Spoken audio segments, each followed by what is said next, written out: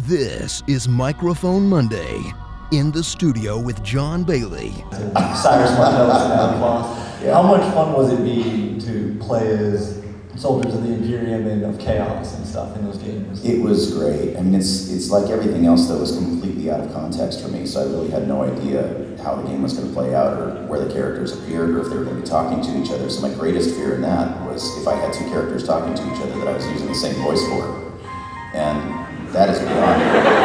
Wow, it's nice to have a soundtrack. I like that. That's the most gentle soundtrack I've ever had in my head. Anyway, the fear for me is that many times I'm directed just to do that single voice, the military, you know, the really tough guy kind of thing.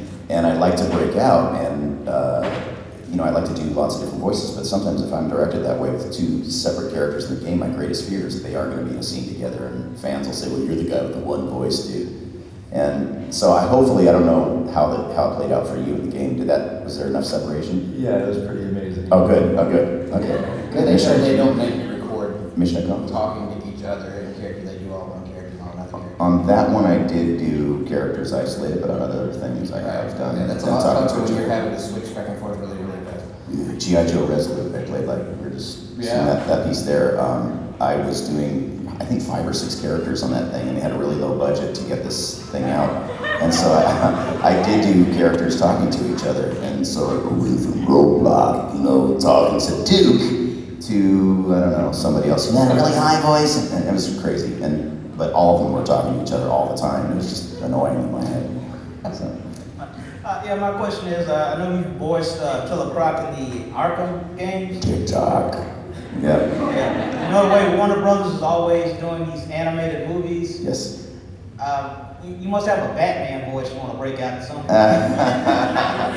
Batman's always been a favorite of mine. I love Batman, and that's a voice that I always thought that I'd be right for. It's right in my wheelhouse, right in my vocal wheelhouse, and kind of in my delivery, I think is very similar to the way Batman has been played before. But I mean, how can you get better than Kevin Conroy?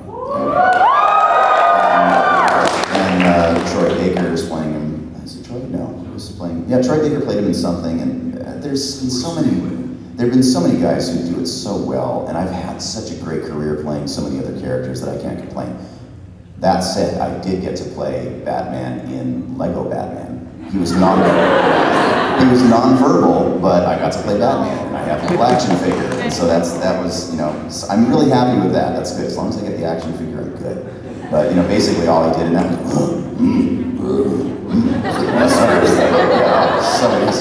so easy. Thank you for your question. I appreciate it. Yeah, thank you.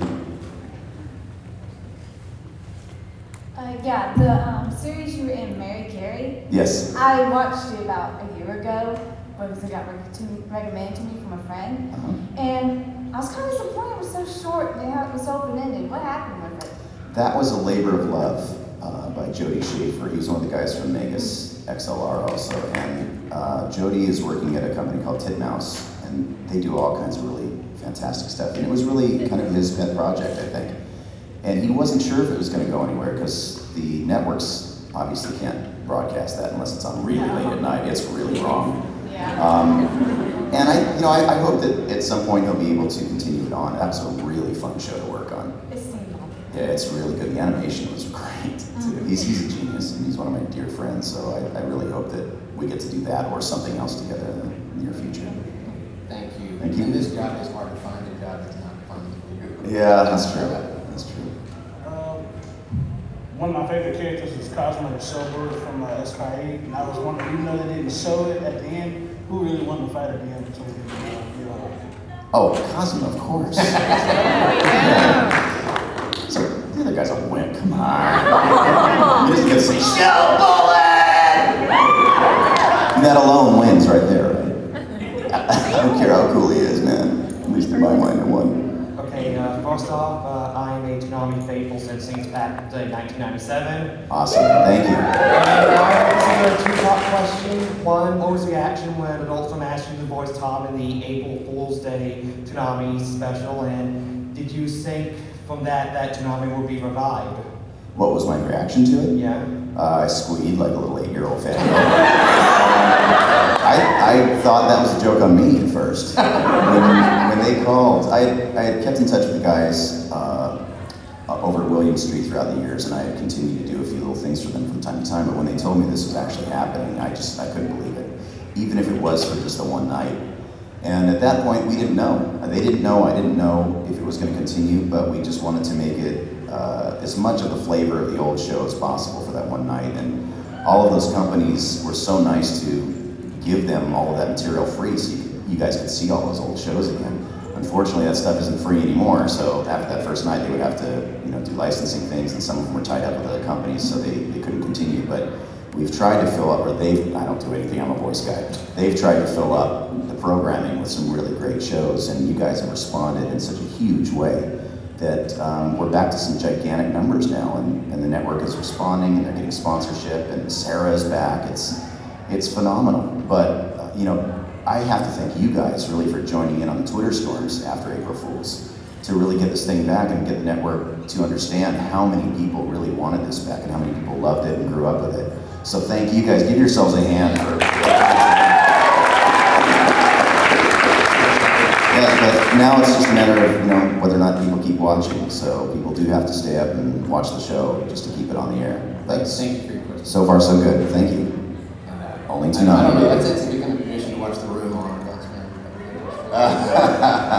Hi, are you? Hi. Hi. I just wanted to say I'm a huge fan of your work, like everything you've done, and watching that video beforehand, just seeing the range of voices that you have, you bring each character you do to life in his own special way. I just wanted to ask, how do you prepare for a role for a character to bring him to life the way you do? I drive there and try to show up on time. Honestly, that's all the preparation we get for most of the stuff.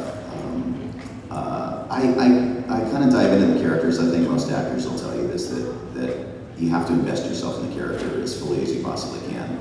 And even if it's a character who's just, has no name, he's a side character, shows up for a half a line, you have to put just as much into that character as you do anything else. So I just dive head first in. I look at the picture, if they give me one, I look at the line in front of me, and I just put myself in there, and I'm gone. I'm no longer in the room, I am that character in that moment. And so I think unless you do that, you're not going to get a really good performance. And then we don't we don't have the luxury of preparation for many things, especially video games. We'll walk into a studio and they'll hand me a script that's 1,000 pages long, and they say go, and that's it. And anime's like that too. Things like the regular show, Wolverine, X-Men, Transformers, we'll get the script the night before or maybe a couple nights before, and at least I can look at it and have some context. And because we're working with such a big cast in the room, you have to keep it moving, so they want us to be familiar with it. But there is no such thing as preparation, really. You have to do that for the years preceding the bookings. That's the challenge, really, is you have to do your homework and really study and really work at it for many, many years, so you have all that stuff in your pocket and be able to pull it out at a second's notice, because it will change in the booth, too, once you get there. Right. Well, thank you so much. Thank you. And like most voice actors, you probably have existing characters already established in your head to build foundations on. So you have a little bit of pre-preparation going in before you actually start.